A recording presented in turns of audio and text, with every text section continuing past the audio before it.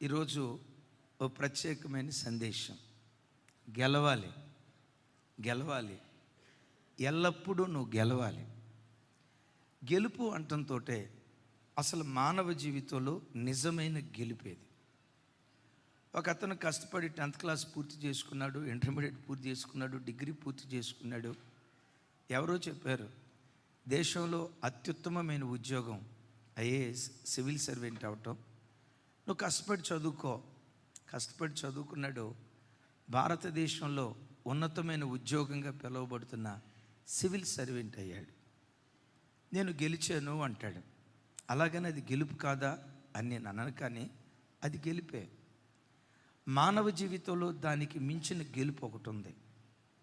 ఇంకొక ఆయన అంటాడు, ఒకప్పుడు నాకు తినడానికి తిండి ఉండేది కాదండి, కట్టెలమ్ముకొని బ్రతికిన బ్రతుకు, పెంట కుప్పల మీద పడిపోయిన బ్రతుకు, ఆ స్థితిలో నుంచి నేను లేవనెత్తబడి ఈరోజు దేశాన్ని శాసించే ఐశ్వర్యవంతుడిగా దేవుడు నన్ను నిలవబెట్టాడు, కోట్లాధిపతిని అయ్యాను, ఇది నా విజయం అని అంటాడు. డబ్బు సంపాదించిన విజయమే నేను కాదు అన్నాను, కానీ మానవ జీవితంలో దాన్ని మించిన విజయం మరొకటి ఉంది.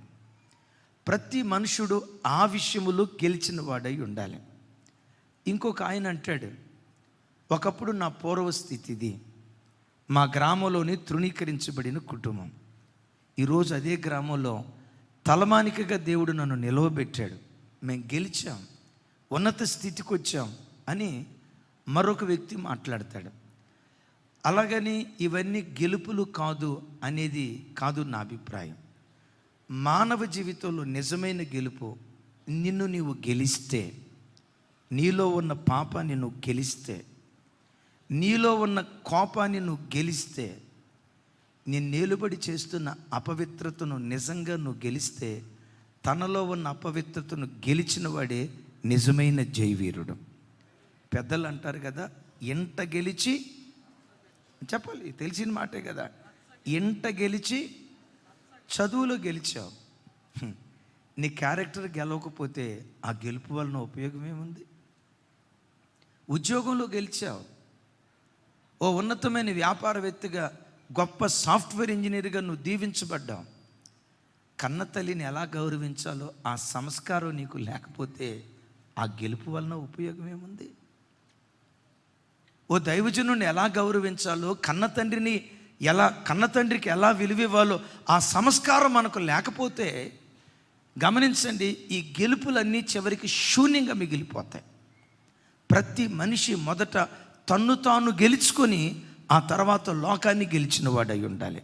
క్రైస్తవ భాషలో చెప్పాలంటే, నిన్ను నీవు గెలుచుకొని నీలో క్రీస్తు సారూప్యము కనపడేటట్లుగా నువ్వు బ్రతకగలిగేవా, నిన్ను మించిన జయవీరుడు భూమి మీద ఇంకెవరు ఉండరు. పెద్దగా చెప్దాం ఆమేనే. ఏమని చెప్పాను? నీలో క్రీస్తు సారూప్యం కలిగేటట్లుగా, క్రీస్తు లాంటి గుణం, క్రీస్తు లాంటి వ్యక్తిత్వం, క్రీస్తు లాంటి వ్యక్తిత్వానికి నిజంగా భూమి మీద నువ్వు నిలువుటద్దంగా బ్రతకగలిగితే నిన్ను మించిన జయవీరుడు ఇంకెవ్వరూ లేరని దేవుని వాక్యం చెప్తుంది. ఎవరు నిజంగా జయవీరులు? సామెతల్లో ఒక మాట రాసింది, పరాక్రమశాలి కంటే ఎవరో చెప్తున్నారు, చెప్పదు. పరాక్రమశాలి కంటే దీర్ఘశాంతం కలిగిన వాడే శ్రేష్ఠుడు, పట్టణములను పట్టుకొనిన వాని కంటే తన మనసును స్వాధీనపరుచుకున్న వాడే శ్రేష్ఠుడు అంటాడు. ఆమె అని చెప్తాం గట్టిగా.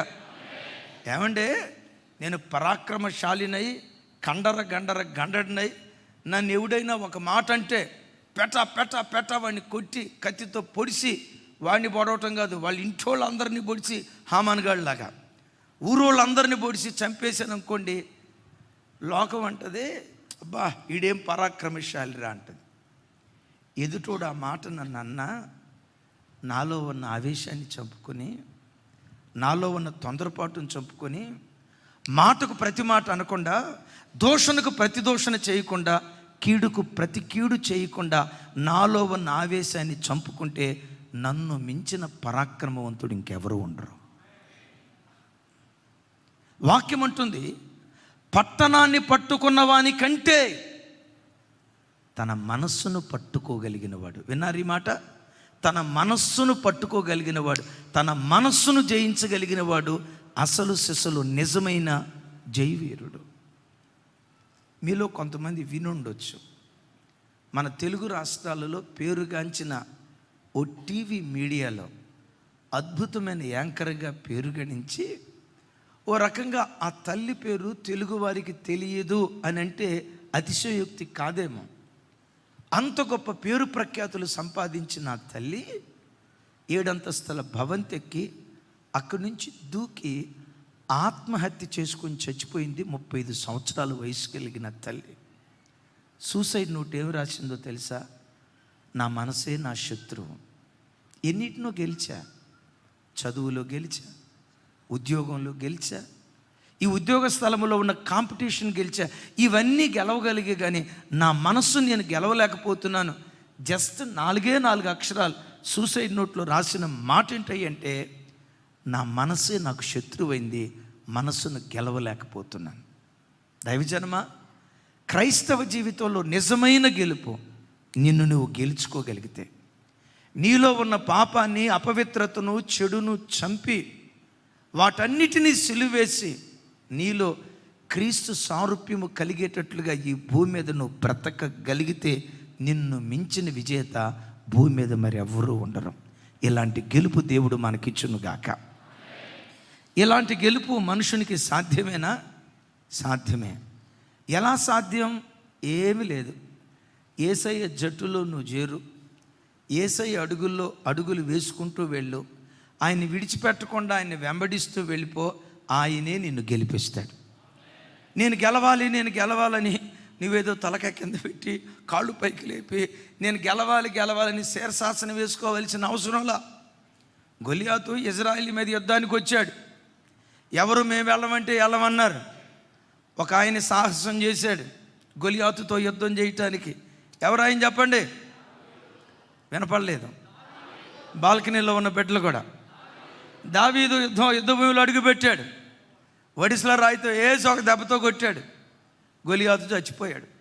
ఆ తలకాయ ఇట్లా చేతిలో పట్టుకొని గొలియాతుగాడి తల అట్లా పట్టుకోక మునిపే ఇజ్రాయేలు ప్రజలంతా ఏమన్నారు తెలుసా? జయము జయము జయము జయము జయము జయము, మేము గెలిచామని కేకలేయటం ప్రారంభించారు. మీరేమన్నా కత్తి పట్టుకున్నారా గెలిచారంటానికి? మీరేమన్నా యుద్ధ భూమిలోకి దిగారా గెలిచారంటానికి? ఏమి లేదయ్యా, దావీదు జట్టులో మేము జాయిన్ అయ్యాము, ఆయన గెలిచాడు కనుక ఆయన గెలిస్తే మేము కూడా గెలిచినట్లే. దైవజనమా, నేను ఏ దావీదు గురించి చెప్తున్నాను అనుకుంటున్నారు? పరమ దావీదు, మన ఆరాధ్య దైవం ప్రభు అయిన యేసుక్రీస్తు వారు. ఆయన లోకాన్ని జయించిన జయవీరుడు, మరణాన్ని జయించిన జయవీరుడు, పాపాన్ని జయించిన జయవీరుడు, సాతానును ఓడించి వాడి తలను చెతకదొక్కి చివరికి మరణమాని ముల్లెక్కడ, మరణమాని విజయం ఎక్కడని మరణపు ముళ్ళును విరిచి సమాధి గుండెను చీల్చి మృత్యుంజయుడై తిరిగి లేచాడు. ఆది కాండం నుండి నేటి వరకు జయశాలిగా పిలువబడుతున్న ఒకే ఒక్క వ్యక్తి మన ఆరాధ్య దైవం ప్రభు అయిన యేసుక్రీస్తు. మనం చేయాల్సింది ఒకటే, నీ జట్టులో జాయిన్ అయ్యానయ్యా, నా యుద్ధాలన్నీ నువ్వు చేసుకో, ఊరక నేను నిలవబడతా. మీరు అనొచ్చు, ఊరక నిలవబడితే గెలుపు వస్తుందా అంటాడు కదా మోషే భక్తుడు. మీరు ఊరక నిలిచుండి చూడుడి, ఎర్ర సముద్రాన్ని 2 పాయలుగా దేవుడే చీలుస్తాడు. మీరు ఊరక నిలిచుండి చూడుడి, ఈ సముద్రములో ఐగుప్తీలను దేవుడే ముంచేస్తాడు. నేడు మీరు చూస్తున్న ఐగుప్తీలను ఇంకెన్నడూ చూడరు అంటాడు. మనిషికి గెలుపు సాధ్యమేనా? క్రీస్తు ద్వారా సమస్తము సాధ్యమే. ఆమేన్ చెప్పాలి గట్టిగా. ఈ అపవిత్రమైన లోకంలో ఒక మనిషి పవిత్రంగా బ్రతకగలడా? క్రీస్తు ద్వారా బ్రతకగలడు. నీతిమాలిని ఈ లోకంలో ఓ క్రైస్తవుడు దేవుని కొరకు నీతిగా బ్రతకగలడా? లోకమంటాది బ్రతకలేడు అని. నిజమే, బ్రతకలేడు. కానీ క్రీస్తు ద్వారా సమస్తము సాధ్యపరచబడుతుంది. అలా గెలిచిన జయవీరుడే. అప్పుడప్పుడు గెలిచినోడు కాదు ఆయన. ఏమండి, శుద్ధీకరణ కోటాల్లో గెలిచి, బలారాధన తీసుకునేటప్పుడు గెలిచి ఆ తర్వాత ఓడిపోయినోడు కాదు. సంవత్సరాంతంలో శుద్ధీకరణ కోటాల్లో గెలిచి, నెలలో ఒక వారం గెలిచి, తర్వాత ఓడిపోయిన వాడు కాదు. ఆయన అంటాడు, ఎట్టు పోయినా ఎల్లప్పుడూ విజయోత్సవముతో ఊరేగించుచున్న దేవునికి స్తోత్రము కలుగునుగాక అంటాడు. ఎవరైనా? యేసు ప్రభువా, అపోస్తలుడైన పౌలు వారు. చూడండి, కొరింథీయులకు రాసిన 2వ పత్రిక. ఎంత చక్కటి మాట, ఎంత చక్కటి మాట. చూడండి, కొరింథీయులకు రాసిన 2వ పత్రిక. యేసు నామం పేరిట ఈ మాట, ఈ వాగ్దానం మనందరి జీవితాల్లో దేవుడు స్థిరపరచునుగాక. 2వ అధ్యాయం 14వ వచనం. నాతో కలిసి, మా ద్వారా ప్రతి స్థలమందును క్రీస్తును గూర్చిన జ్ఞానము యొక్క సువాసన కనపరుచుచు ఆయన యందు మమ్మను ఎల్లప్పుడూ విజయోత్సవముతో ఊరేగించుచున్న దేవునికి స్తోత్రము. ఇంకోసారి పెద్దగా చెప్పాలి. మా ద్వారా ప్రతి స్థలమందు క్రీస్తును గూర్చిన జ్ఞానము యొక్క సువాసనను కనపరుచుచు. నా వైపు చూడండి. అపోస్తలుడైన పౌలు వారు అంటారు, మా ద్వారా అంటే నేను ఒక్కడనే కాదు, నా వెనక ఒక టీం ఉంది, నాతో కలిసి సేవ చేసే సేవకులు ఉన్నారు. మా ద్వారా ప్రతి స్థలమందు, ఎక్కడెక్కడ? ప్రతి స్థలమందు క్రీస్తు జ్ఞానము యొక్క సువాసన మాలో నుంచి దేవుడు కనపరుస్తున్నాడు. బిడ్డలారా, క్రీస్తును గూర్చిన జ్ఞానం యొక్క సువాసన ఎక్కడ దాగి ఉందో తెలుసా? సువార్తలో దాగి ఉంది. సువార్తను మేము ప్రకటించేవారిగానే కాదు, కనపరిచేవారిగా ఉన్నాము అంటాడు. ఒకసారి ఈ మాటకు చప్పట్లు కొడుతూ స్తోత్రాలు చెప్దాం. ఈ మాట, ప్రతి స్థలమందు క్రీస్తును గూర్చిన జ్ఞానము యొక్క సువాసన. క్రీస్తును గూర్చిన జ్ఞానము యొక్క సువాసన దేనిలో నిక్షిప్తమై ఉన్నది అంటే సువార్తలో నిక్షిప్తమైనది. ప్రతి స్థలంలో మేము ఎక్కడికి పోయినా, నా ద్వారా నన్ను వెంబడిస్తున్న నా తోటి సేవకుల ద్వారా, మా ద్వారా చూడండి క్రీస్తు జ్ఞానము యొక్క సువార్తను మేము ప్రకటించటం మాత్రమే కాదు, కనపరుస్తున్నాము అంటాడు. విజయోత్సవంతో దేవుడు ఊరేగిస్తున్నాడు. ప్రతి క్రైస్తవుడు తన బ్రతుకులో సువార్తను ప్రకటించేవాడిగా కాదు, సువార్తను ప్రకటించేవాడిగా మాత్రమే కాదు, సువార్తను కనపరిచేవాడిగా ఉండాలి. సువార్తను వినేవాళ్ళగా మాత్రమే కాదు, ఏ సువార్త విన్నామో ఆ సువార్త మనలో కనబడాలి. అలా కనపడిందా, నువ్వు విజయోత్సవంతో ఊరేగినట్టే లెక్క. కొంచెం గట్టిగా చెప్దాం. నువ్వు వినే సువార్త ఒకటి, నువ్వు చదువుతున్న వాక్యం ఒకటి, నువ్వు విన్న వాక్యం ఒకటి, నీ ప్రవర్తన వేరైతే అప్పుడు మనం ఎవరిమో తెలుసా? ఓడిపోయిన వారిమే కానీ గెలిచిన వారిం కాదు. అపోస్తలుడైన పౌలు వారు అంటారు, ఎట్టు పోయినా విజయోత్సవంతో దేవుడు మమ్మల్ని ఊరేగిస్తున్నాడు. అంటే కోట్ల రూపాయలు ఆస్తి ఇచ్చాడయ్యా? లేదు. ఓ పెద్ద సాఫ్ట్వేర్ కంపెనీ పెట్టుకున్నావా? కాదు. ఓ 100 ఎకరాల పొలం సంపాదించావా? లేదు. మరి ఇంకేం విజయాన్ని సాధించావయ్యా? ఏ సువార్త అయితే మేము ప్రకటించామో ఆ సువార్త మా ప్రవర్తనలో కనబడుతూ ఉంది. సువార్త సారం యేసుక్రీస్తు. సువార్త సత్యం కనబడుతుందంటే యేసుక్రీస్తు మా ప్రవర్తనలో కనబడుతున్నాడు. చప్పట్లు కొడుతూ దేవునికి స్తోత్రాలు చెప్తాం. బిడ్డలారా, యేసుక్రీస్తును లోకంలో మనం ఊరేగిస్తే ఆ యేసుక్రీస్తు మనలను ఊరేగిస్తూ వెళ్ళిపోతాడంతే. That's it. ఆయన ఇంటిని కడితే ఆయన మన ఇల్లు కడతాడు. ఆయనకు మహిమ కలిగేటట్లుగా మనం బ్రతికితే మన కుటుంబాలు మహిమపరచబడేటట్లుగా దేవుడు కార్యం చేస్తాడు. మన ద్వారా యేసుక్రీస్తు ఊరేగాలి. ఆమేన్. ఎలా ఊరేగాలి? సువార్తను ప్రకటిస్తున్న మన బ్రతుకులో, సువార్తను వింటున్న మన బ్రతుకులో సువార్తను, నా వైపు చూడాలి, సువార్తను మన ప్రవర్తన ద్వారా కనపరిచేవారిగా ఉండాలి. ఒకసారి దైవజన్ లేసన్న గారు బస్సులో ప్రయాణమే వెళ్తున్నప్పుడు ఆ స్టేజ్లో ఎవరో ఒక ఆయన వచ్చి కూర్చున్నాడట ఏసన్న గారి ప్రక్కన. ఆయన కూర్చోవటంతో, బస్సులో కూర్చోవటంతో కళ్ళు మూసుకొని ప్రార్థన చేసుకుంటున్నాడు. దైవజనులు చూశారు, క్రైస్తవుడు అనుకున్నాడు. సహజంగా క్రైస్తవులు విమానం ఎక్కడంతో ఏం చేస్తారు చెప్పండి? ట్రైన్ ఎక్కడంతో, బస్సు ఎక్కడంతో. బస్సు ఎక్కినా ట్రైన్ ఎక్కినా ప్రార్థన చేసుకుంటారో లేదో నాకు తెలియదు, కానీ ఫ్లైట్ ఎక్కితే మాత్రం తప్పకుండా చేసుకోవాల్సిందే. ఆ ఎక్స్పీరియన్సే వేరు. అప్పుడప్పుడు మేఘాలు అట్లా తగులుతూ ఉంటాయి. మేఘాలు తగిలినప్పుడు ఫ్లైట్ కాస్త టక్ టక్ టక్ టక్ అంటుంది. అప్పుడప్పుడు డౌట్. రోడ్డు మీద బస్సు రిపేర్ వస్తే ప్రక్కన ఆపి రిపేర్ చేస్తారు. ఆకాశంలో ఉన్న విమానానికి రిపేర్ వస్తే పక్కన ఆపుతాడా? ఇక ఆపటానికి అవకాశం ఉండదు. గమనించండి. ప్రార్థన చేసుకొని బయలుదేరుతాం కదా, ఈయన కూడా ప్రార్థన చేసుకున్నాడు. వెంటనే దైవజనులు చూసి, అయ్యా మీరు క్రైస్తవులా అన్నారట. అవునయ్యా నేను క్రైస్తవుని. వెంటనే దైవజనులు అడిగారట, ఎలా మీరు రక్షించబడ్డారు అని. ఆయన చెప్పాడట, నేను సువార్తను చూసి రక్షించబడ్డాను అన్నాడట. ఈ పెద్ద ఆయనకి అర్థం కాక, ఎవరైనా కాస్త తింగరగా మాట్లాడుతున్నట్టున్నాడు. ఎవరైనా ఎలా రక్షించబడతారు? సువార్తను విని రక్షించబడతారు, సువార్తను చదివి రక్షించబడతారు. కానీ ఆయన అంటాడట, నేను సువార్తను చూసి రక్షించబడ్డాను. దైవజనులు అడిగారట, సువార్తను చూసి రక్షించబడటం ఏంటయ్యా? అప్పుడు ఆయన స్టార్ట్ చేశాడు, మాది శ్రీకాకుళం ప్రాంతం, పలానా గ్రామం. కొన్ని సంవత్సరాల క్రితం మా గ్రామంలో క్రైస్తవ కుటుంబం ఒక్కటి కూడా ఉండేది కాదు. అయ్యలారా వినండి, క్రైస్తవ కుటుంబం ఒక్కటి కూడా ఉండేది కాదు. అన్ని అన్య కుటుంబాలే. మా గ్రామంలో ఒక స్కూల్ ఉంది. ఆ స్కూల్లో ఉద్యోగం చేయడానికి ఒక గవర్నమెంట్ క్రైస్తవ టీచర్ ట్రాన్స్ఫర్ అయ్యి మా గ్రామానికి వచ్చాడు. ఆయన టీచర్గా మా గ్రామానికి రాక మునుపు మా స్కూల్ పరిస్థితి వేరు, ఆయన వచ్చిన తర్వాత వాతావరణం వేరు. అంతకు మునుపు ఉన్న టీచర్లు 9ంటికి స్కూల్ అయితే 10ంటికో 10:30కో వచ్చేవాళ్ళు. కానీ ఈ టీచర్ ఉన్నాడు చూసారా, 8ంటికే ఇంట్లో బయలుదేరేవాడు. అమ్మా మీ పిల్లల్ని గేదెలు గాయటానికి ఎందుకు పంపిస్తున్నారు?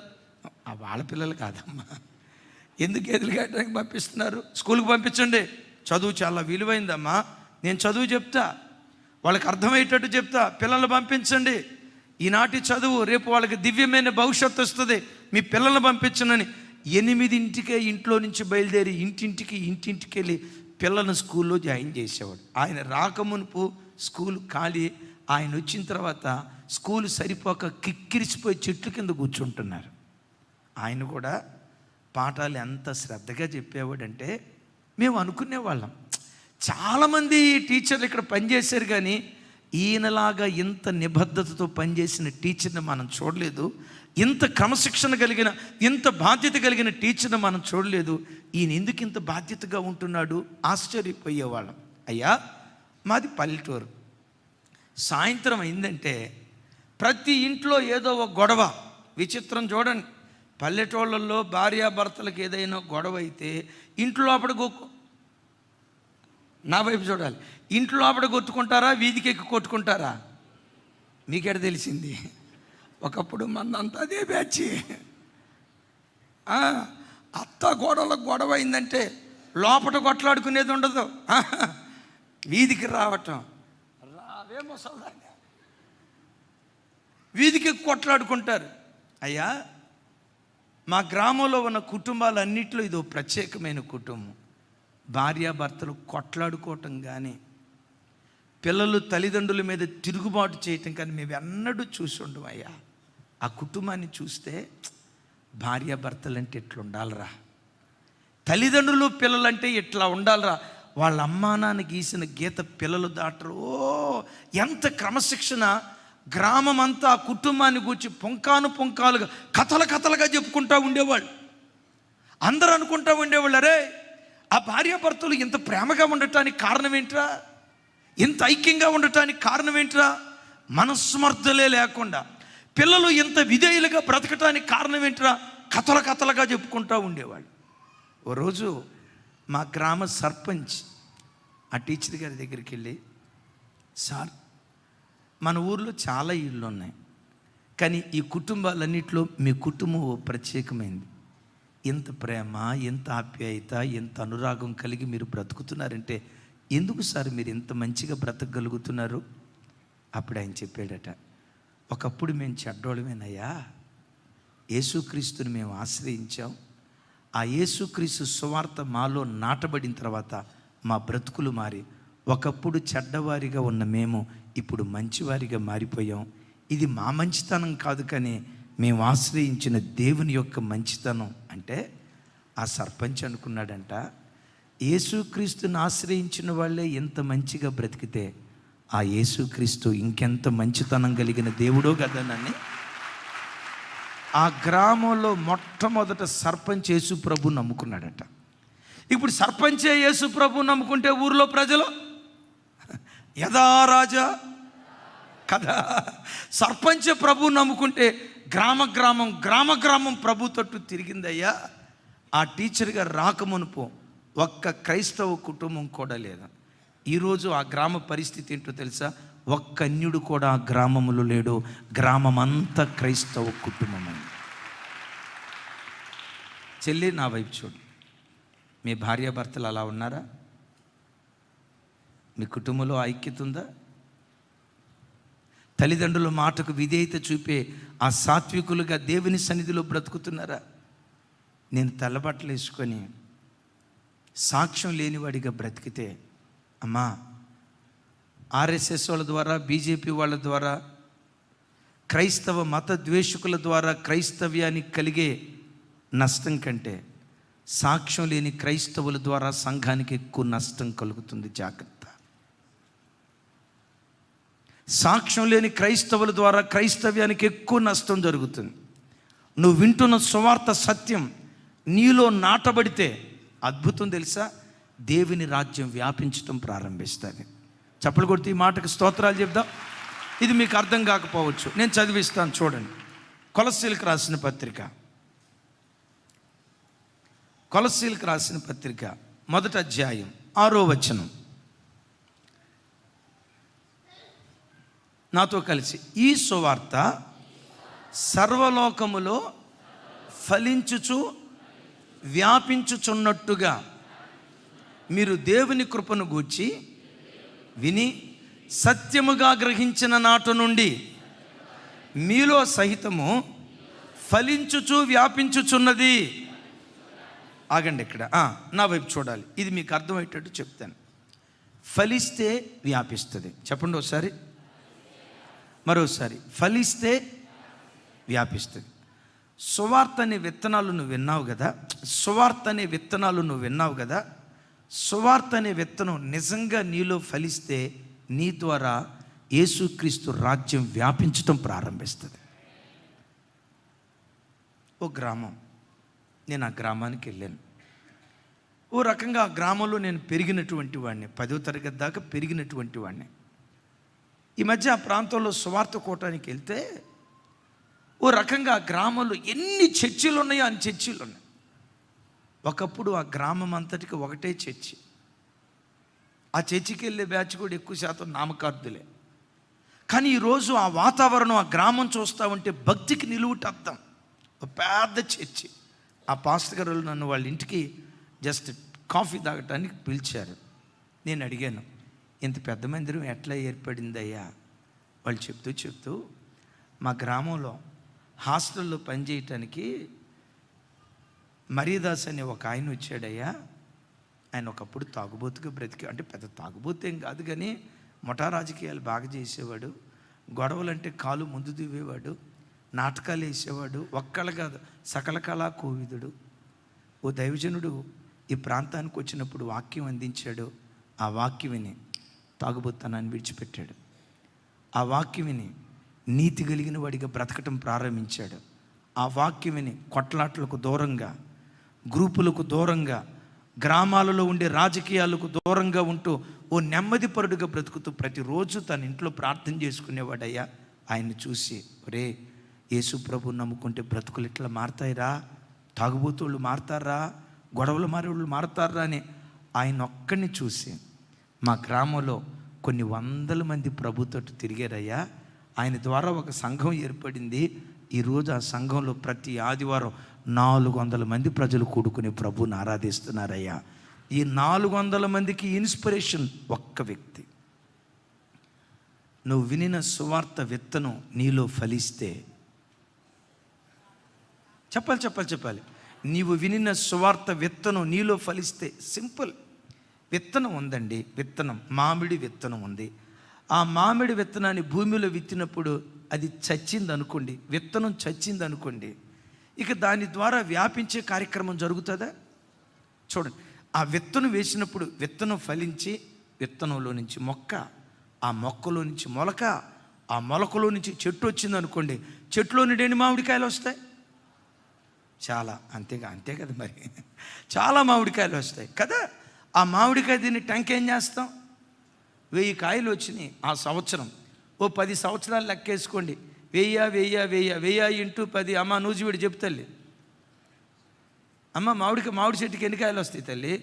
స్టీఫెన్, సరే 1000 కాయ అనుకోండి. 1000 ఇంటూ 10 ఎంతక్క? ఒక్క చెట్టు, ఒక్క విత్తనం 10,000 చెట్ల ఆవిర్భావానికి కారణమైంది.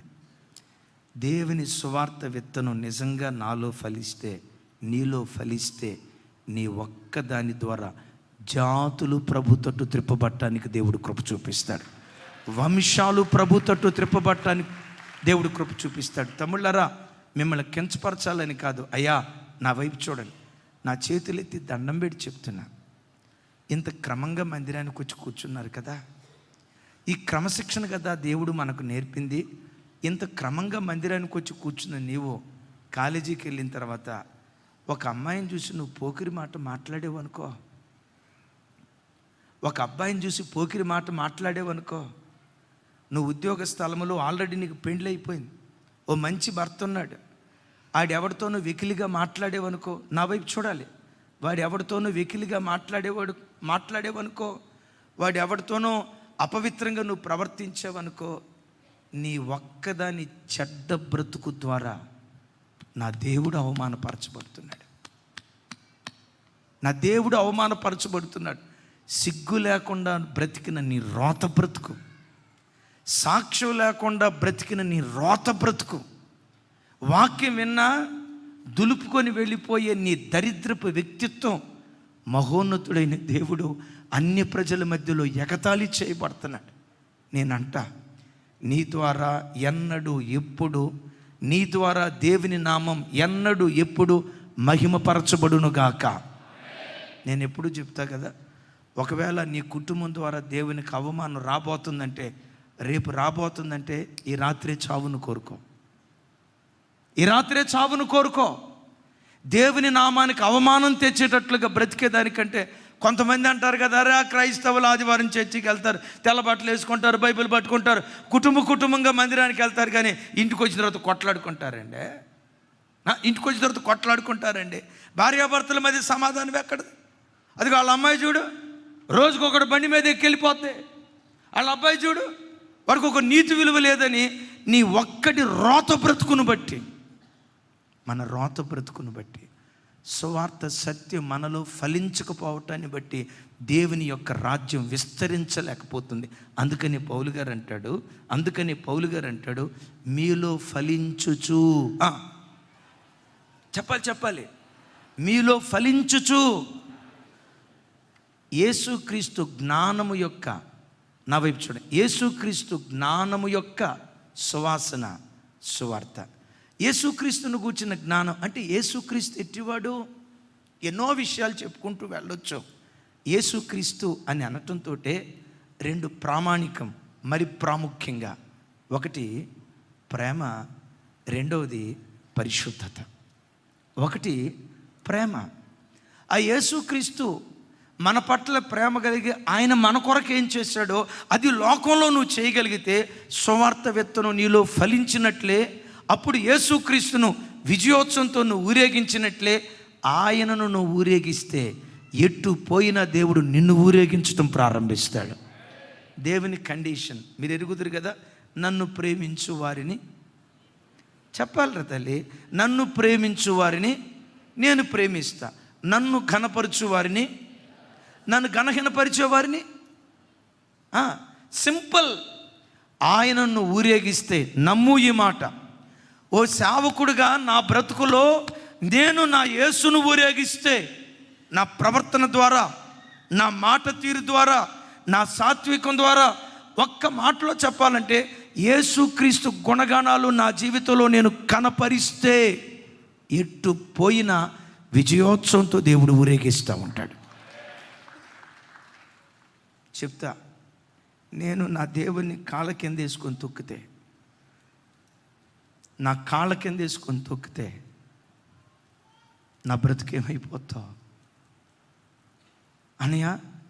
యేసయ్యని కాళ్ళ కింద వేసి తొక్కటం ఏంటి అంత పెద్ద మాట అన్నారు? బైబిల్ ఏమని రాసిందో తెలుసా? సత్యమును గూర్చిన అనుభవ జ్ఞానము పొందిన తర్వాత. ఒకప్పుడు యేసెవరో నీకు తెలియదు, దేవుని మార్గం ఎలాంటిదో తెలియదు, పవిత్రత అంటే ఏంటో తెలియదు, తాగకూడదని నీకు తెలియదు, అక్రమ సంబంధాలు తప్పు అన్న సంగతి నీకు తెలియదు. ఒకప్పుడు చీకటిలో చిందులాడేవాడివి. యేసుక్రీస్తు దగ్గరికి వచ్చావు, ఏది పాపమో ఏది పుణ్యమో నువ్వు గ్రహించావు, ఏది పవిత్రతో ఏది అపవిత్రతో గ్రహించావు. అరే ఇలా బ్రతకాలా, ఇలా బ్రతికితేనే పరలోక రాజ్యానికి చేరతాం అన్న ప్రత్యక్షత నీకు కలిగి చావైన బ్రతుకైనా యేసు కొరకే బ్రతకాలని పాపాన్ని విడిచిపెట్టి బాప్తిస్మం తీసుకొని చక్కగా మందిరానికి వస్తున్నాం. మందిరానికి వస్తూ వస్తూ ఓ 2 సంవత్సరాలు భక్తిగా బ్రతికిన తర్వాత కుక్క వాంతికి తిరిగినట్లుగా విడిచిపెట్టిన త్రాగుడు వైపు నువ్వు తిరిగితే, కుక్క వాంతికి తిరిగినట్లుగా విడిచిపెట్టిన సినిమాల వైపు నువ్వు తిరిగితే, కుక్క వాంతికి తిరిగినట్లుగా అక్రమ సంబంధాల వైపు నువ్వు తిరిగితే, కుక్క వాంతికి తిరిగినట్లుగా అశ్లీలమైన భూతబొమ్మల వైపు నువ్వు తిరిగితే, కుక్క వాంతికి తిరిగినట్లుగా లంచాల వైపు నువ్వు తిరిగితే, కుక్క వాంతికి తిరిగినట్లుగా చీకటి సంబంధమైన కార్యక్రమాల వైపు నువ్వు వెళ్తే, నీవెవరివో తెలుసా?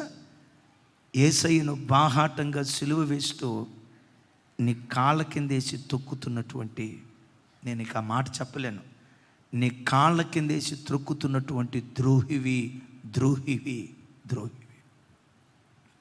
సంగమా, యేసయ్యను భుజాల మీద వేసుకొని మనం ఊరేగించాలి. నా దేవుడు పరిశుద్ధుడు, నా దేవుడు ప్రేమ స్వరూపి. అయ్యా ఎలా నువ్వు చెప్తావు? మా జీవితాన్ని చూడయ్యా, మేమెంత ప్రేమగా బ్రతుకుతున్నామో, మా జీవితాలు చూడయ్యా మేమెంత పవిత్రంగా బ్రతుకుతున్నామో.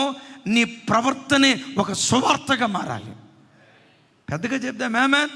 నీ ప్రవర్తనే ఒక సువార్తగా మారి నీ ప్రవర్తన ద్వారా యేసుక్రీస్తును ఊరేగిస్తే, ధైర్యంగా ఈ మాట చెప్తాను, ఎట్టు పోయినా నిన్ను విజయోత్సవంతో దేవుడు ఊరేగిస్తూ ఉంటాడు. ఉద్యోగంలోనైనా, వ్యాపారంలోనైనా, కుటుంబంలోనైనా, సేవా రంగంలో ఎట్టుపోయినా విజయోత్సవంతో ఊరేగిస్తాడు. ఇంతకీ క్రీస్తును గూర్చిన సువార్త క్రీస్తును గూర్చి ఏం చెప్తుంది చూడండి. ఎఫెసీయులకు రాసిన పత్రిక 5వ అధ్యాయం 2వ వచనం. 5:2 5వ అధ్యాయం 2వ వచనం. నాతో కలిసి చెప్పండి. క్రీస్తు మిమ్మును ప్రేమించి పరిమళ వాసనగా ఉండుటకు మన కొరకు తన్ను తాను దేవునికి అర్పణముగాను బలిగాను అర్పించుకొనెను. అలాగుననే మీరును ప్రేమ కలిగి నడుచుకొనుడి. నా వైపు చూడాలి, నాతో కలిసి చెప్పండి. చిన్నగా పెట్టండి. క్రీస్తు మిమ్మును ప్రేమించి పరిమళ వాసనగా ఉండుటకు మన కొరకు తన్ను తాను బలిగాను అర్పణగాను అర్పించుకొనెను. అలాగుననే మీరును. క్రీస్తు మిమ్మల్ని ప్రేమించాడు. క్రీస్తు మిమ్మల్ని ప్రేమించినట్లుగానే మీరు ఒకరినొకరు ప్రేమించండి. ఇప్పుడు నేనంట, క్రీస్తు ఎవరిని ప్రేమించాడు? ఎవరిని ప్రేమించి తన సర్వస్వాన్ని దారపోసాడు? నా వైపు చూడాలి. క్రీస్తు ఎవరిని ప్రేమించాడు? ఎవరిని ప్రేమించి తన సర్వస్వాన్ని దారపోసాడు? పవిత్రులను మాత్రమే ఆయన ప్రేమించాడా? భక్తి కలిగిన వారిని మాత్రమే ఆయన ప్రేమించాడా? నీతి కలిగిన వారిని మాత్రమే ఆయన ప్రేమించాడా? ఆయనను ప్రేమించే వాళ్ళ కొరకు ఆయన ప్రాణం పెట్టాడా? రోమా పత్రికలో పౌలు గారు చెప్తాడు. రోమీలకు రాసిన పత్రిక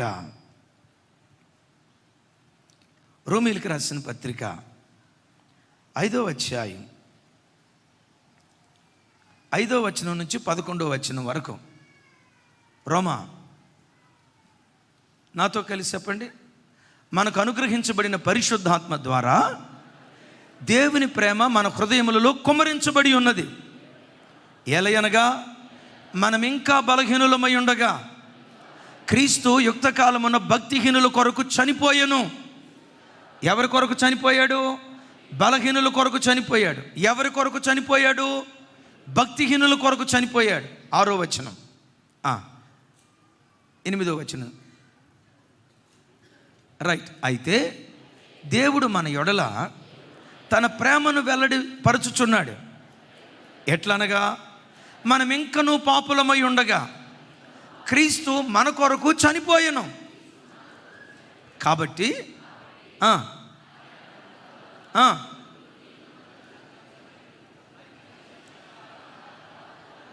10వ వచనం, ఎలయనగా మనము శత్రువులమై ఉండగా.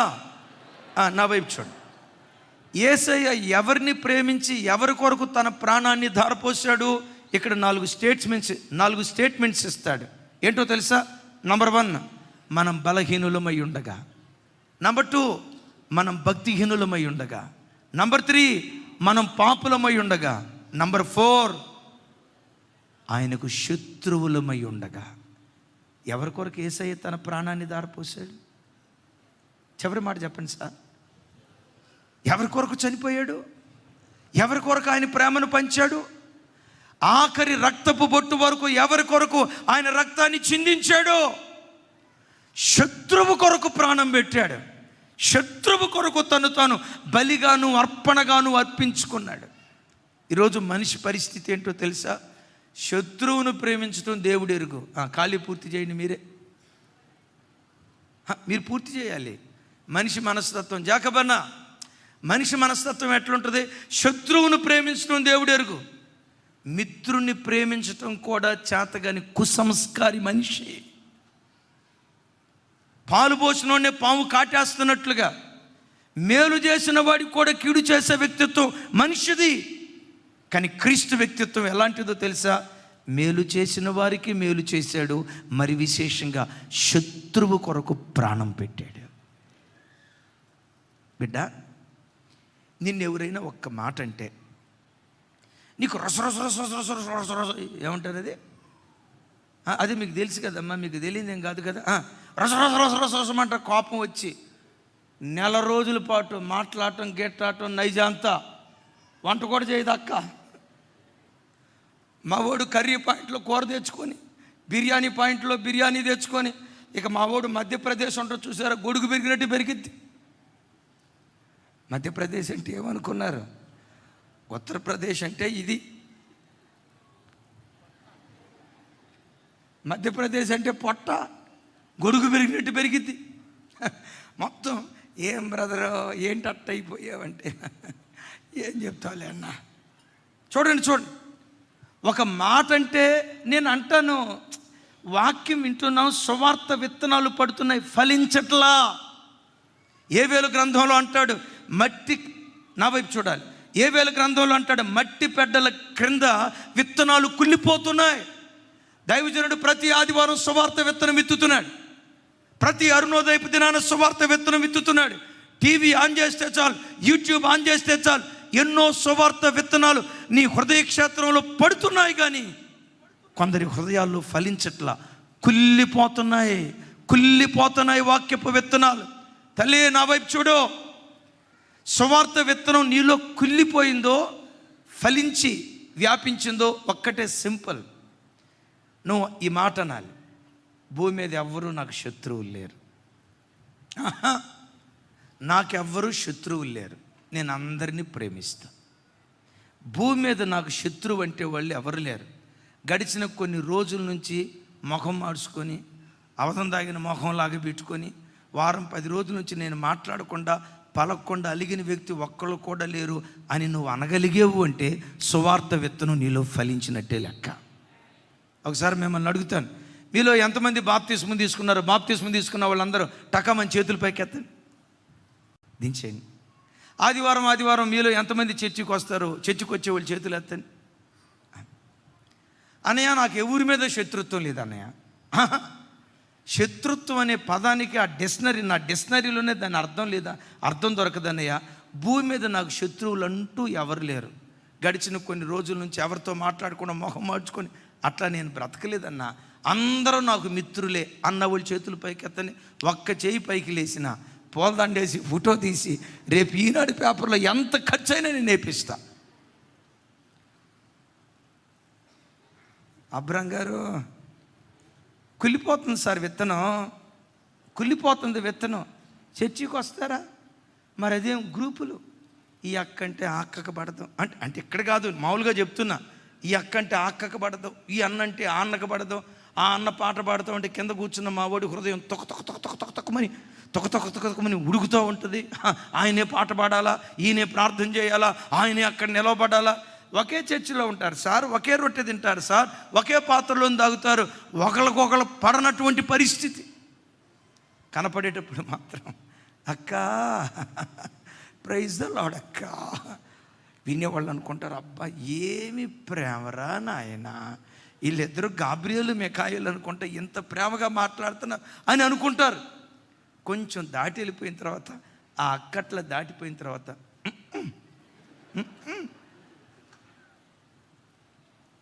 ఎక్కడ సార్ సువార్త విత్తనం ఏమైపోతుంది? శత్రువును ప్రేమించాడు, కట్టుకున్న భార్యను ప్రేమించలేకపోతున్నా.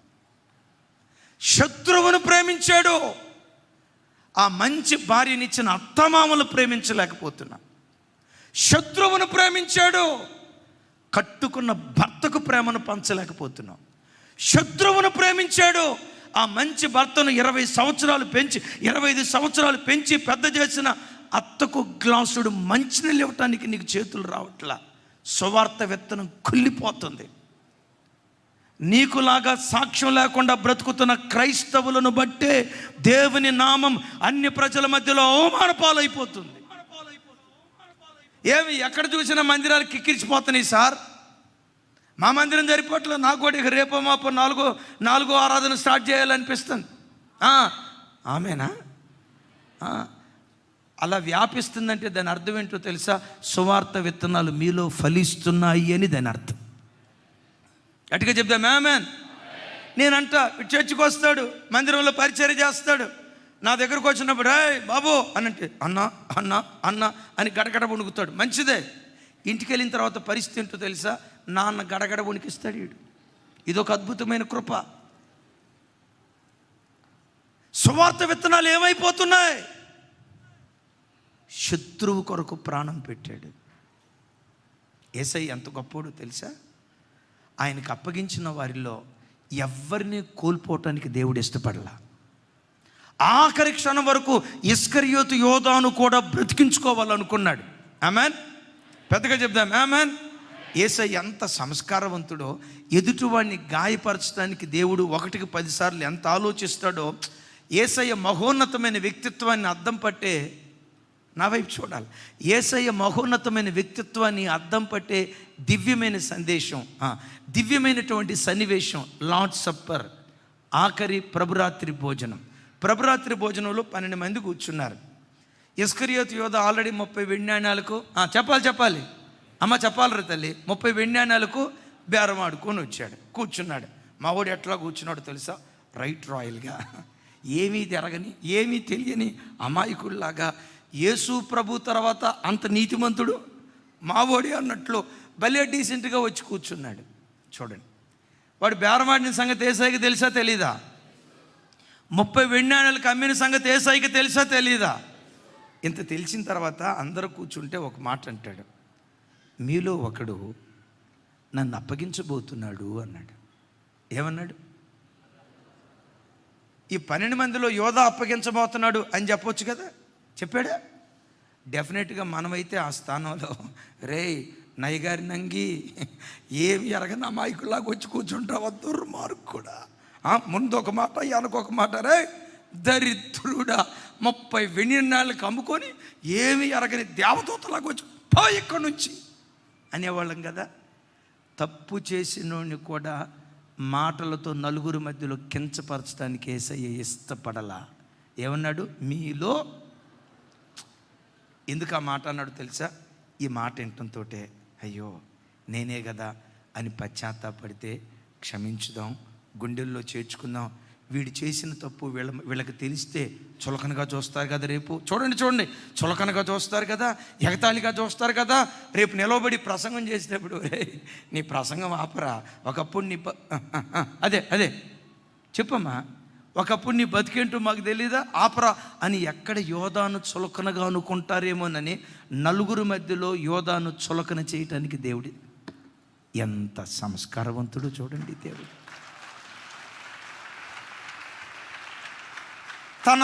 తనను అమ్మటానికి ప్రయత్నం చేసిన వాడిని చులకన చేయలేదండి.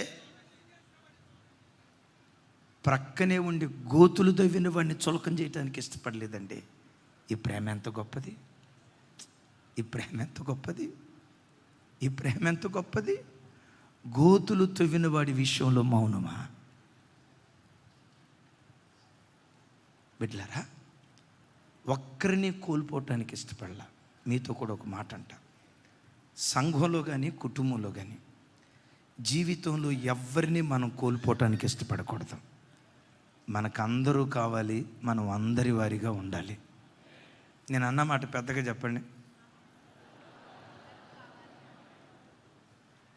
మీకు రాదు ఈ మాటకే. దేవుడు మిమ్మల్ని దీవించునుగాక. ఎందుకు ఆగారో నాకు తెలుసు.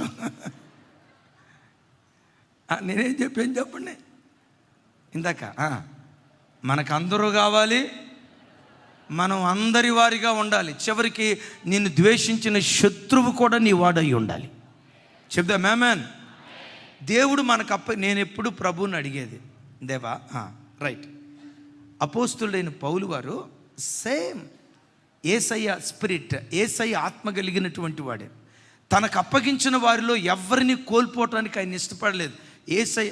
యేసయ్య వ్యక్తిత్వం ఎంత మహోన్నతమైనదో పౌలు వ్యక్తిత్వం కూడా అంత మహోన్నతమైనది. చూడండి, ఇదే అధ్యాయం ఇవే వచనాల్లో ఒక మాట, 12వ వచనం, 2వ అధ్యాయం, కొరింథీయులకు రాసిన 2వ పత్రిక, కొరింథీయులకు రాసిన 2వ పత్రిక 2వ అధ్యాయం 12వ వచనం.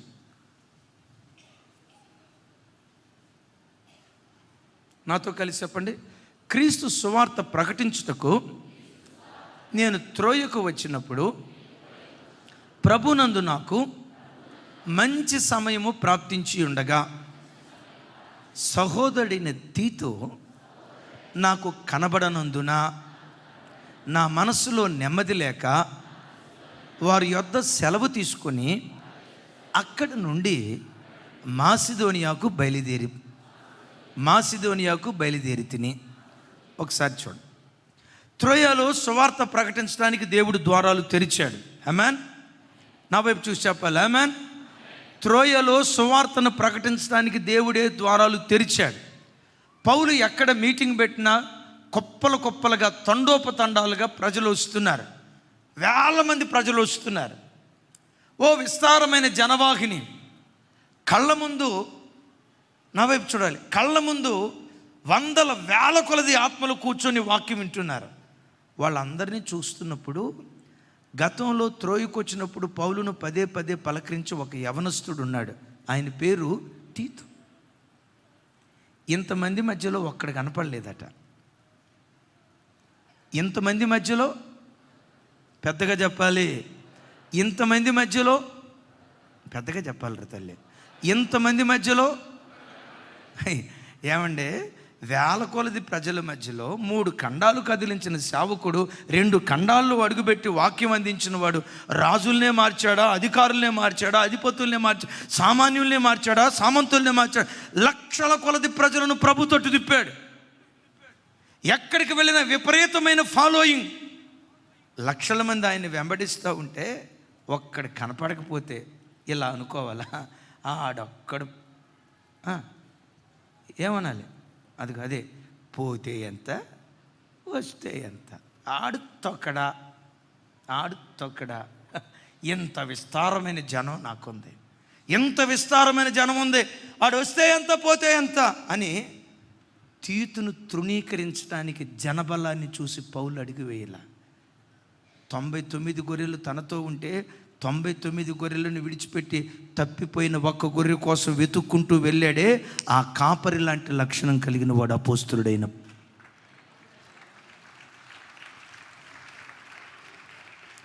అమ్మ, ఈ మాట అర్థమైందా? సంఘానికి వచ్చినప్పుడు ఎవరెవరు వస్తున్నారు ఒక కంట కనిపెట్టాలి. ఎవరైనా ఆదివారం మందిరానికి రాలేకపోయారా? ఎందుకో అక్క రాలేదన్నా, ఎందుకో అన్న రాలేదన్నా, ఆరోగ్యం బాగాలేదేమో, కుటుంబంలో ఏమైనా సమస్యేమో, అన్నా మేము ఆ ఇంటికి వెళ్ళి ప్రార్థన చేసి వస్తామన్నా, అక్క మేము ఆ ఇంటికి వెళ్ళి ప్రార్థన చేసి 4 మాటలు చెప్పి ఎందుకు రాలేకపోయారో వాళ్ళ యోగక్షేమాలు తెలుసుకుంటాం అని ఆ ప్రత్యక్షత సంఘంలో ప్రతి బిడ్డ కలిగి బ్రతకాలి. ఆమేన్. అలా నువ్వు బ్రతికితే నువ్వెవరో తెలుసా? క్రీస్తు మనసు కలిగిన దానివి, క్రీస్తు మనసు కలిగిన వాడివి. 99 గొర్రెలు తనతో ఉన్నాయి, తప్పిపోయింది, స్వరమెత్తాలి, తప్పిపోయింది ఒక్క గొర్రె. నేనంట 99 గొర్రెలను చూసి మురిసిపోవచ్చుగా, 99 గొర్రెలను చూసి గంతులయ్యొచ్చుగా, 99 గొర్రెలు, ఓ నాకు ఇన్ని గొర్రెలు ఉన్నాయని సంతోషపడవచ్చు కదా. ఈ కాపరి మనసు ఏంటో తెలుసా? దేవుడు నాకు అప్పగించిన వాటిలో ఒక్క గొర్రెను కూడా నేను కోల్పోకూడదు. Praise the Lord. త్రోయకు వచ్చినప్పుడు తీతు కనపడకపోయేసరికి త్రోయ నుండి ఎక్కడికి వెళ్ళాడట? మాసిదోనికి. ఆల్మోస్ట్ 120 కిలోమీటర్ల దూరం. ఒక్క వ్యక్తి రాకపోతే, ఒక్క వ్యక్తి కనపడకపోతే ఆ వ్యక్తిని వెతుక్కుంటూ ఎంత దూరం ప్రయాణమై వెళ్ళాడు? కొంచెం పెద్దగా చెప్పాలిరా తల్లి, కొంచెం పెద్దగా. ఈరోజు ఒక తీర్మానం చేసుకోండి, నా జీవితంలో అడుగుపెట్టిన వ్యక్తుల్లో ఏ వ్యక్తిని నేను కోల్పోకూడదు. ఆమేన్ చెప్దాం. ప్రతి వ్యక్తికి నేను ప్రేమను పంచాలి. వెతికితే నాకు శత్రువు అనేవాడు నాకు కనపడకూడదు. ఆమేన్. వెతికితే నన్ను ద్వేషించేవాడు నాకు కనపడకూడదు. ఎక్కడికి వెళ్ళినా క్రీస్తు ప్రేమను లోకానికి నేను కనపరిచేటువంటి వాడిగా ఉండాలి. ఆ ప్రత్యక్షత ప్రతి క్రైస్తవుని గుండెల్లో దేవుడు అనుగ్రహించును కాక. నేను మొన్న ఈ మధ్య బెంగళూరు వెళ్ళాను. ఒక కుటుంబానికి వారం రోజుల నుంచి ఫోన్ చేయాలి అనుకుంటున్నా, కానీ నాకు కుదరట్లా. కొన్ని పరిస్థితులను బట్టి సమయం అనుకూలించక నేను అక్కడ దిగటంతో వెంటనే ఫోన్ చేశాను. ఆ ఫోన్ లిఫ్ట్ చేయటంతో ఆ అన్న ఆఫీస్లో ఉన్నట్టున్నాడు.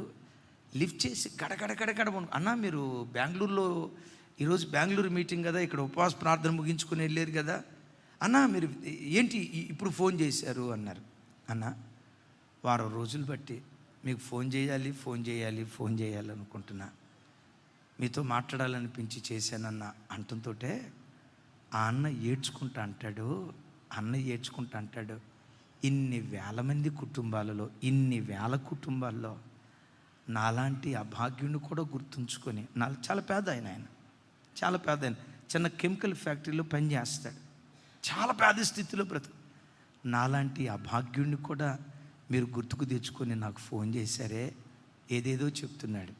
నేనన్నా, యేసయ్య రక్తంతో కడగబడిన వారిలో ధనవంతుడు దరిద్రుడు అని లేదయ్యా, మనం అందరం సమానమే. కొంతమంది అంటారు మన లైవ్ చూసే బిడ్డలో మీకేం విచిత్రం అనిపించదు, ఎందుకంటే రోజు చూసేవాడికి ఏం విచిత్రం ఉంటుంది. చాలామంది అంటారు, అన్నయ్య మీరు వాక్యం చెప్పేటప్పుడు అన్నా శ్రీకాంత్ అన్నా అని ఎట్లా చెప్తారు, ఎంతమంది పేర్లు ఎట్లా గుర్తుంటాయి? ఏమండి అబ్రహం గారు, బీపీ రంగయ్య, ఆయన పాత పేరు తెలుసు, కొత్త పేరు తెలుసు నాకు.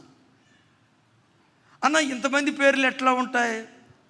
కాపరి తన దగ్గరకు వచ్చే ప్రతి గొర్రెను పేరు పెట్టి పిలుస్తాడు. ఇది కాపరికి గొర్రెకు ఉండాల్సినటువంటి సంబంధం. చప్పలు కొడుతూ స్తోత్రాలు చెప్దాం. హల్లెలూయా. గట్టిగా హల్లెలూయా. గంభీర స్వరంతో చెప్దాం హల్లెలూయా. కాపరి గొర్రెలను పేరు పెట్టి పిలవాలి. అమ్మా జ్యోతి ఉన్నావా? అసలు ఉన్నావా? అమ్మా సిపోరా సిస్టర్, శశికళ అక్క, మా అక్కోళ్ళు అంటే మా అక్కోళ్ళు అంటంతో అన్నోళ్ళు చుట్టాలేమో, మీరందరూ మా చుట్టాలే. ఆమెన్. బిడ్డలారా, నిజంగా యేసయ్య ప్రేమను నువ్వు అనుభవిస్తే యేసయ్యను ప్రకటించకుండా మౌనంగా ఉండలేవు. ఇంట్లో కూర్చోవాలని అనుకో, ఈ ఊర్లో నా ప్రభు గురించి ప్రకటించాలి, నా బంధువులకు నా ప్రభు గురించి ప్రకటించాలి, నా ఉద్యోగ స్థలంలో నా ప్రభు గురించి ప్రకటించాలి. ఎలా ప్రకటిస్తావయ్యా? ఒకటి, నోటి మాటల ద్వారా ప్రకటిస్తా. రెండవది, నా ప్రవర్తన ద్వారా ప్రకటిస్తా. మాటలు చేయలేని పని నీ ప్రవర్తన చేయగలుగుతుంది. ఆమెన్. పెద్దగా చెప్పండి ఆమెన్. కొంచెం గట్టిగా ఆమెన్. మాటలు చెయ్యలేని పని. పెద్దగా చెప్పాలిరా తల్లి. మాటలు చెయ్యలేని పని నీ. ఇంకోసారి చెప్పండి. ఆగండి, నేను పోటీ పెడతా. అమ్మ ముందు మీరు చెప్పండి.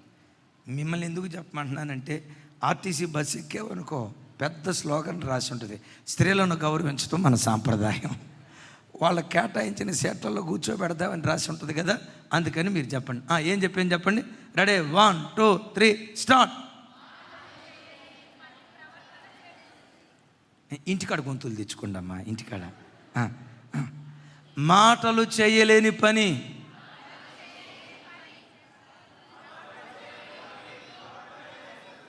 నన్ను గెలిపించారు తమ్ముడా. రైట్. ప్రవర్తన ద్వారా ప్రభువును ప్రకటించాలి. ప్రవర్తన ద్వారా ప్రకటించాలి. నిజంగా యేసయ్య ప్రేమ మాధుర్యాన్ని నువ్వు అనుభవిస్తే, బైబిల్ ఏమని రాస్తుంది? బలిగా అర్పణగా తన్ను తాను అప్పగించుకొనెను. నిజంగా నువ్వు ప్రభువును ప్రేమిస్తే, యేసయ్య రాజ్య సువార్త నిమిత్తం, యేసుక్రీస్తును నకముకములో ప్రకటించబడటం నిమిత్తం, యేసయ్య వార్త అనేక ప్రాంతాలకు చేరటానికి నిన్ను నీవు బలిగా అర్పించుకుంటావు, యాగమైపోతావు. That's it. దేవుని కొరకు చివరికి నీ ప్రాణాన్ని కోల్పోవటానికి కూడా వెనుకనని త్యాగశీలిగా దేవుని కొరకు నువ్వు మార్చబడతావు. ఎందుకో తెలుసా? సువార్త విత్తనాలు నీలో పడి అంతగా ఫలించాయి. యేసయ్యకి మహిమ కలుగును గాక. అతిశయానికి చెప్పట్లే. చాలామంది మీరు కూడా కూర్చొని అనుకుంటారు, అక్క కానీ అన్న కానీ సేవకులు కానీ ఇన్ని ప్రయాణాలు ఎలా చేయగలుగుతారు? మీరు ఎప్పుడైనా చూడండి. జాకబనా, మీ ముఖంలో అలసట నేను చూసానేమో కానీ నా ముఖంలో ఎప్పుడైనా అలసట చూసారా? ఏమా గట్టిగా చెప్పండి అన్న. రాజానా, ఎప్పుడన్నా చూసారా? ఎప్పుడు అలసట అనేది పొరపాటున దేవుని కృప రాదు. నేను అనుకుంటా 100 ఏళ్ళు దేవుడు ఆయుష్ ఇచ్చాడు అనుకోండి, 100 ఏళ్ళు కూడా ఇదే బలంతో ఉంటుంది అంతే. ఎట్లా తిరగలుగుతారు? నాతో పాటు మా బీపీ రంగయ్య గారు ఇంకొక ఇద్దరు వచ్చారు, ఎబినేజర్ అన్న వాళ్ళు. ఎక్కడికి? గంగావతి. ఎక్కడి నుంచి 8 గంటలు చేరిని. వచ్చిన రోజు కనపడ్డారు, ఆ రోజు నుంచి ఈ రోజు వరకు కనపడలా. మా ఓడు 2 రోజులు బెడ్ రెస్ట్ అంట. ఒక అన్న ఫోన్ చేసి అంటాడు, అన్న ఒక్కరోజు ప్రయాణానికే మా పని అయిపోయిందన్న. ఎట్లా తిరగలుగుతున్నారో చెప్పంటారా? యేసయ్య ప్రేమ మమ్మను బలవంతం చేస్తుంది. ఏంటా ప్రేమ?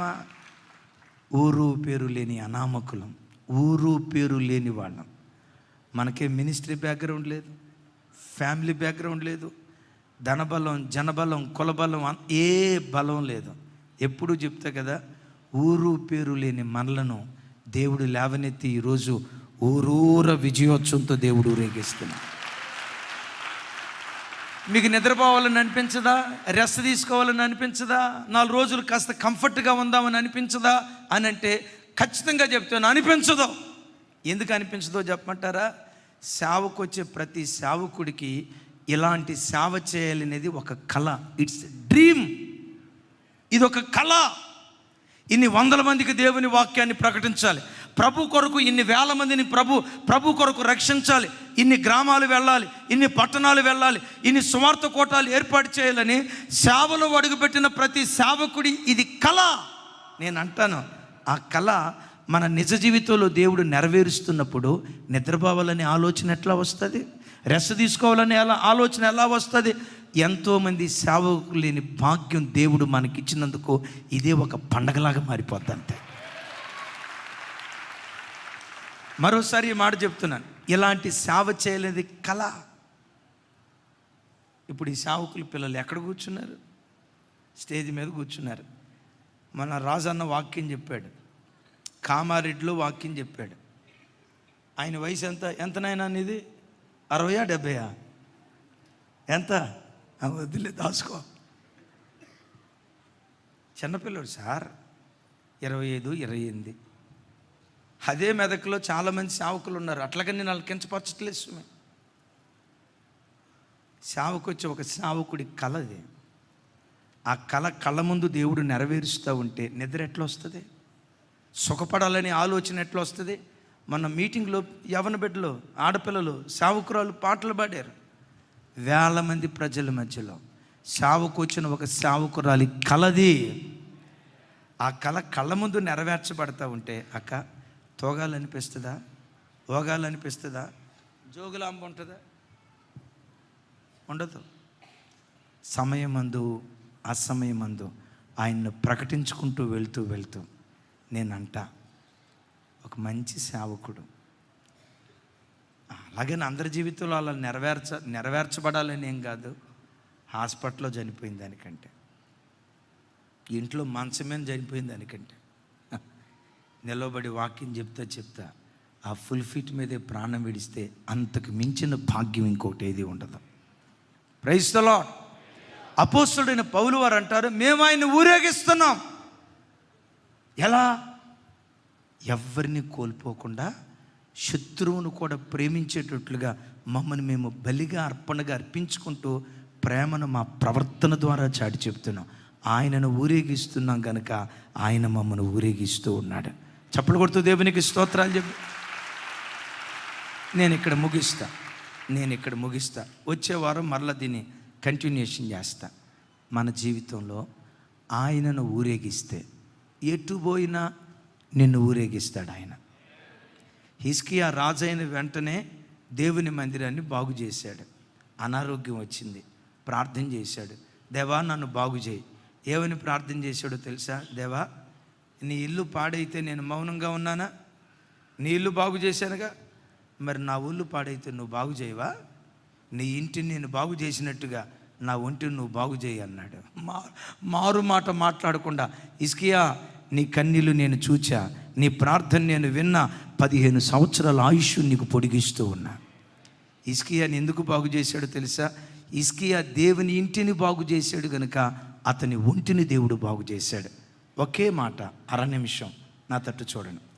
ఈరోజు ఒక తీర్మానం చేసుకో, నా ప్రవర్తన ద్వారా నా కుటుంబంలో మీరు ఊరేగించబడాలి యేసయ్య. నా మాటల ద్వారా నా ఇంటిలో మీరు ఊరేగించబడాలి యేసయ్య. నేను వెళ్తున్న కాలేజీలో, నేను ఆఫీసులో, నేను ఉద్యోగం చేసే ప్రతి చోట క్రైస్తవులంటే ఎంత పవిత్రంగా బ్రతుకుతారయ్యా, క్రైస్తవులంటే ఎంత ప్రేమగా బ్రతుకుతారయ్యా. నీ నామ ఘనత కొరకు నేను బ్రతకాలి. అలా ప్రభువును ఊరేగించు. ఎట్టుపోయిన విజయోత్సవంతో దేవుడు నిన్ను ఊరేగించును గాక.